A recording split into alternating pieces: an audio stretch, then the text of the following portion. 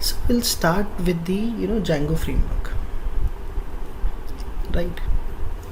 See, now we have a complete web framework, you know you can say, which deals with in Python language. The name of a framework is Django Framework, right? So of course it's a web framework, so it will help us do the web development. It will help us create the web application basically, on the top of Python only.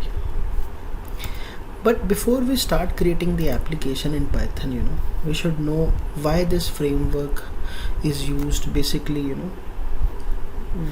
what are the reasons behind its popularity. So,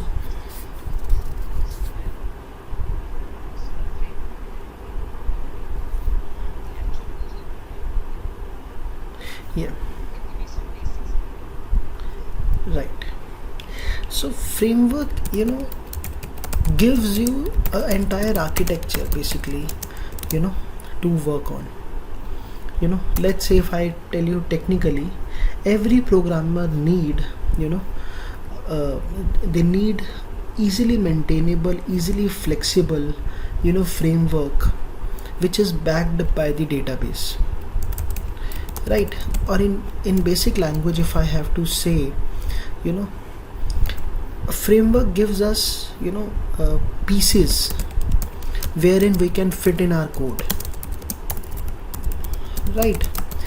And everything is managed by the framework itself. A framework manages the entire connectivity between all the modules that you will create, between all the class files that you create, right? You will see Django framework will also give us multiple things, and ultimately at the end of a session you will realize that this entire thing is attached together because of a framework, right? I just have to understand which areas I have to fit in, what I have to put in as part of different modules.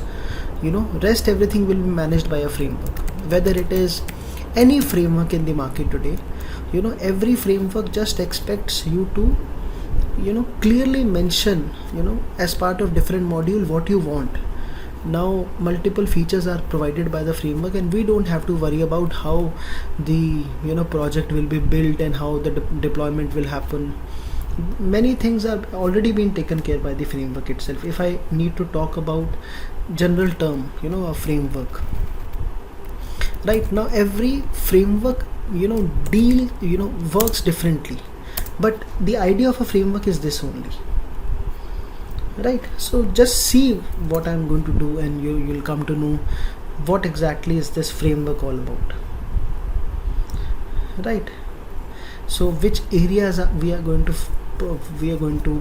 work on, and ultimately you will see entire application will come up on the same framework, right?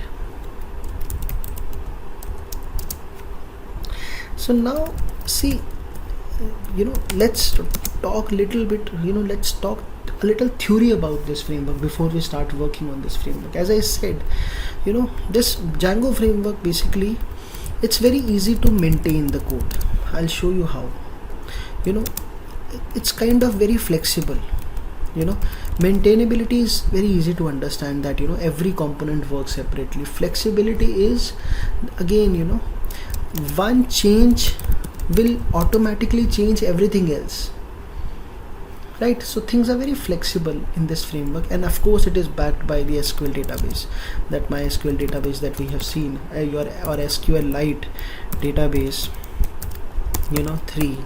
It's backed by the same database itself. So what are those components in this framework that we need to learn? Let's talk a little bit about them before we see the files. So there is something called as URL rerouting, which in general sense meaning, when you type on the application at home, a particular page is shown to you, which has a Python code inside it. Let's say I will create a detail page, and we need the detail of a first record, or a let's say 23rd record. So these are all URLs which are being managed by URL routing files, right? These all are files which are given to us by Django framework. You will see they are already given to us. We just have to fill what we actually want, right? Similarly, we will also see a model class. Now model, it's there in all framework. It's there in this Django framework also, data modeling part. Now see, I will have a table in the database. I will show you the database used by this Django framework. I'll show you in a short while from now, but I will have a file called models.py. So there I will mention which columns am I interested in belonging to a particular table, right? And you will see that with the help of a XLS file, or with the help of CSV file, right, I will populate the entire table, right? So data modeling we'll see, and then I will have, in the end we will see server side templating. See, now as part of every framework like Angular also, they say that as part of a page which is shown to the end user, everything should be displayed dynamically, right? Things should work dynamically, so there is HTML templating, or templates. Actually template is a basics format, and everything is feed at runtime. Even it contains CSS and JS, cascading style sheet, or JavaScript also at runtime, right? So I'm going to tell you all these techniques to work on to ultimately create an application on top of a Django framework, right? So let's see how, let's start with the same. Now Django framework has given us an official website of their own. The name of a website is basically called as djangoproject.com itself,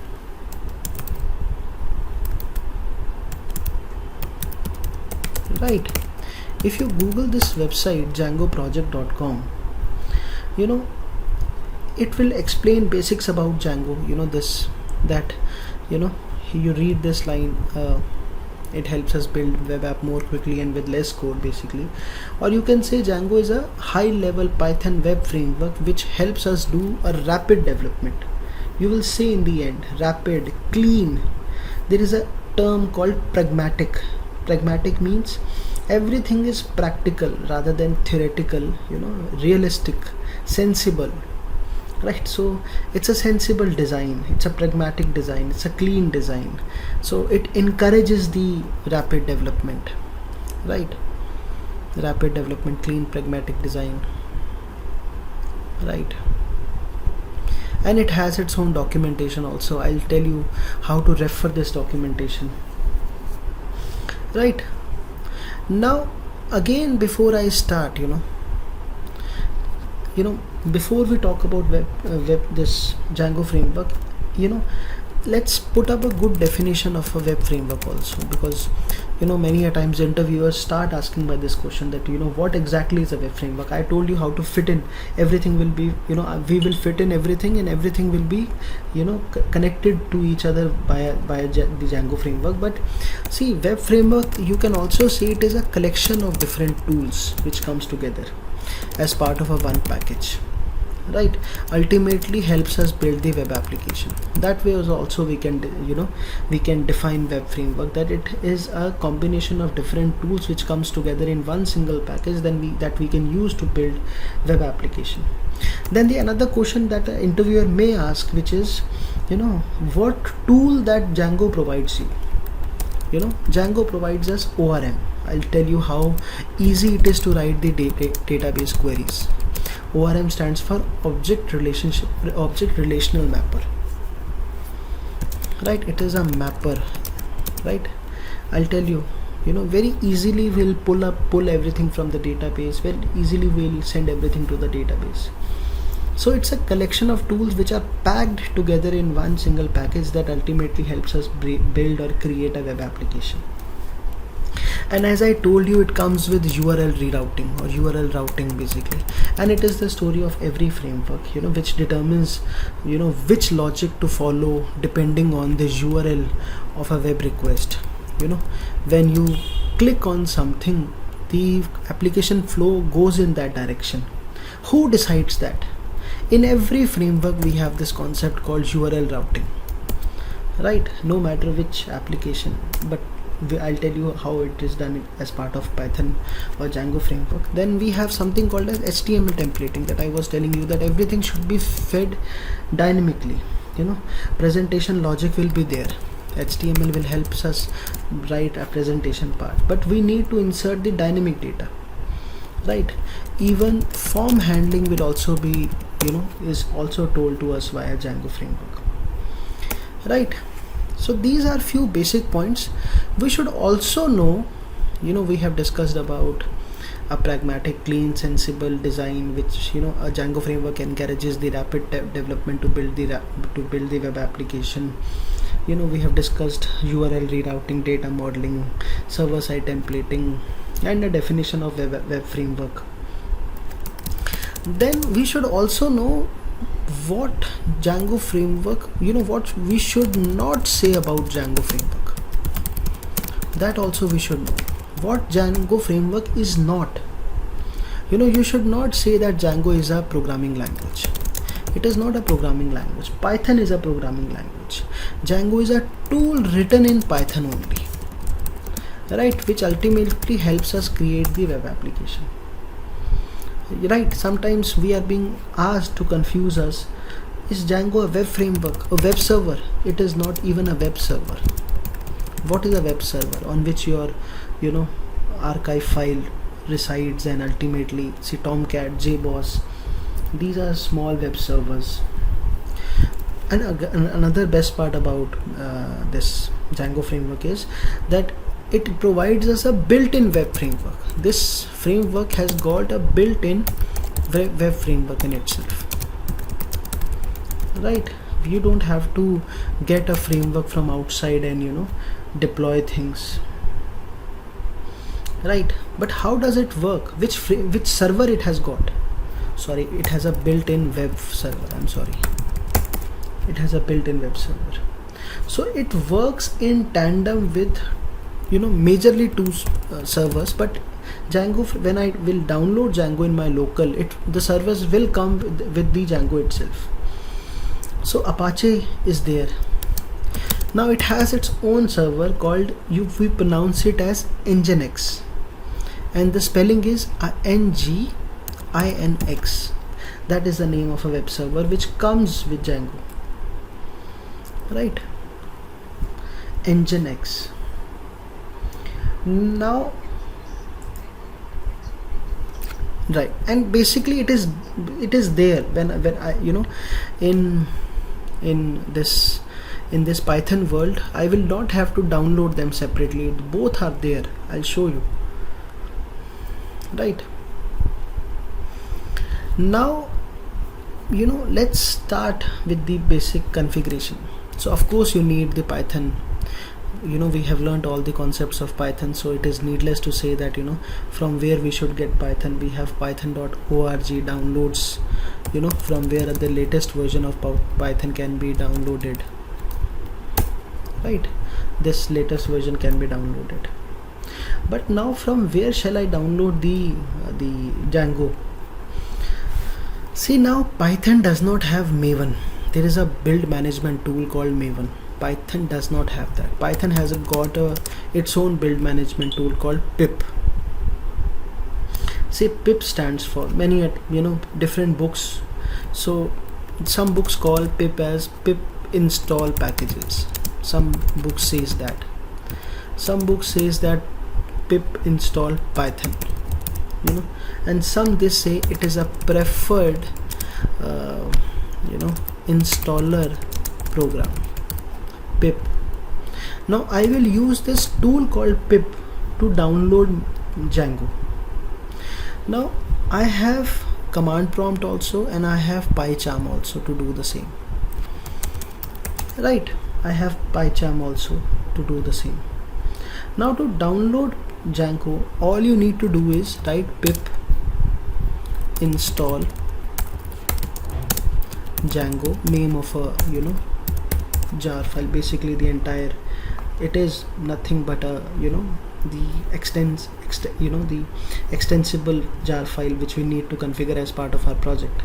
Now I can use the version 303, or let's use the version 303, and if a latest version is there, it will tell me to download that also. So the moment I say enter, it will invalid requirement Django 303, right? So pip install Django 303, invalid requirement, so it has to be double equal to, I'm sorry, double equal to. Now when I say enter, you see it will download, and it will give me all the libraries that this framework carries. So it has downloaded that. It is telling me to upgrade my pip also. I can do that, right? The another version of pip has come, right? If you could not able to run this command, let me know, right?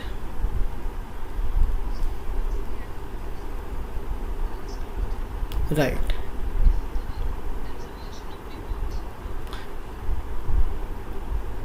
Yeah. So yes, when you download Python, you get pip, but in case if any of the error will come, then I will let me know. I will tell you how to configure it as part of an environment variable, right? I will help you on that front, right? So this way we have just downloaded Django as of now. We have not done anything. We have just made sure this entire package exists in our local environment. Now to check the version, there are basic commands. For example, this basic command is used to download. Similarly, there are other basic commands which helps us check the versions, right? What are those commands? Before we create our Django project in this very location, let's say, let's go one step back, let's clear the console. So now I would like to know which version of Django I have. So Python m, the entire module, Django hyphen version. The moment I enter, it gives me 303. So this way I can get to know. And if you have a Mac operating system, Python becomes Python 3. Windows, it is Python, and for Mac it is pip 3 and it is Python 3. In Mac they understand pip 3 version, whatever the latest version is. Similarly Python 3 version. Windows understand pip and Python, right? Yeah, for Mac. Similarly for this, running this command, you need to run Python 3, right? Then comes let's create a Django project in this very location, in the Python project folder itself. I need to be completely sure that just remember where you are running the next command which we are going to write. So there is this command called Django admin, which will run once Django is installed via pip installer, basically pip install package. Then comes this start project, Django -admin start project, name of a project, right? So name, I have added some configuration as part of pets, so we can create a project with the name pets configuration. So it will create a project in this directory with the name pets configuration, right? So let's create that project. The moment I enter it, Django -admin, in a short while from now, you will see a package created with or a folder created with the name pets configuration. I can copy this command also, and I can paste in the meanwhile over here. This command helps us create a project. You see this, this entire project is given to us with these files. These are called as initial set of files that we are given for our project, using Django admin. Whenever you create a project, these are default files that comes. Right. Now I'll tell you how to start the server, how to see the default page.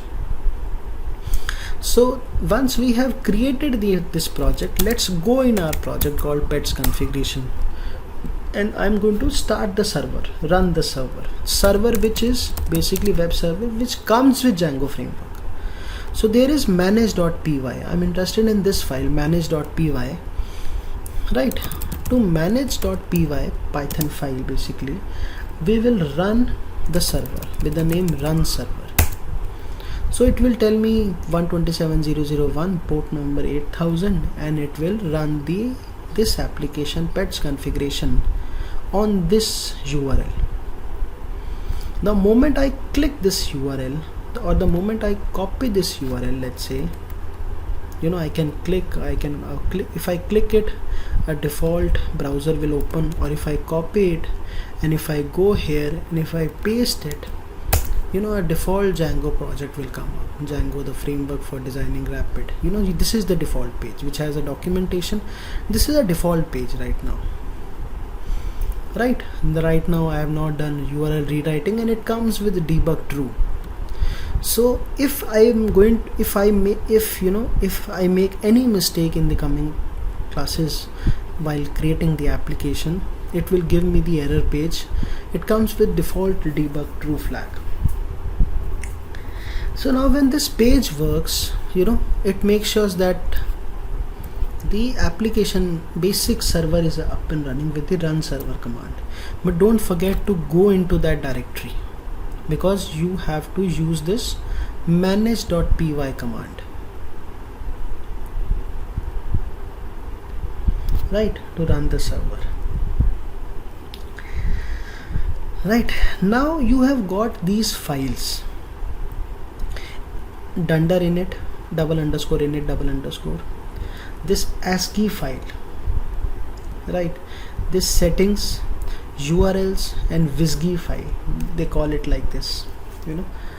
Now I may not change this WSGI file also, but we should know what these files contain. Let's copy that command also which we use to run the server. So I copied this.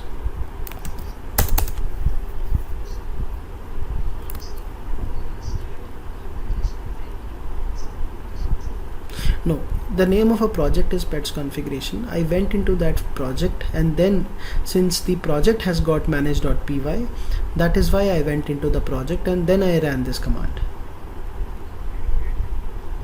No, I created it. Right, we created it like this.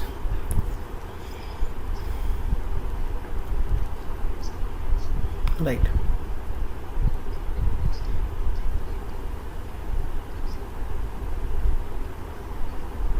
Right, it creates the end. Right, it creates the basic project for you.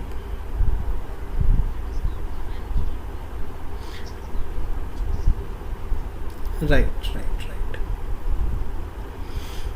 Alright, now let's talk little bit about these default files, because we are going to modify these default files only to run our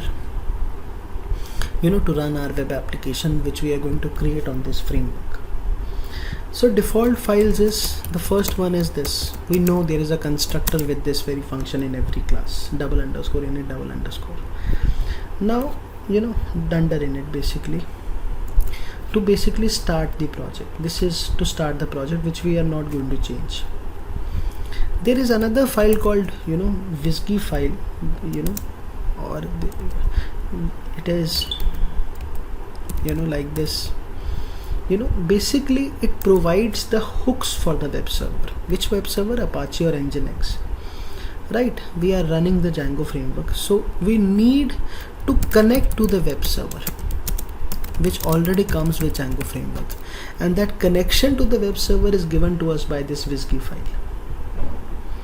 Now we have got one settings.xml which we are, or settings.py, which we are going to change. It has the entire configuration for the web application. We will change that. URL rerouting, urls.py, you know, which on which URL which particular functionality will work, that we will define as part of this very file.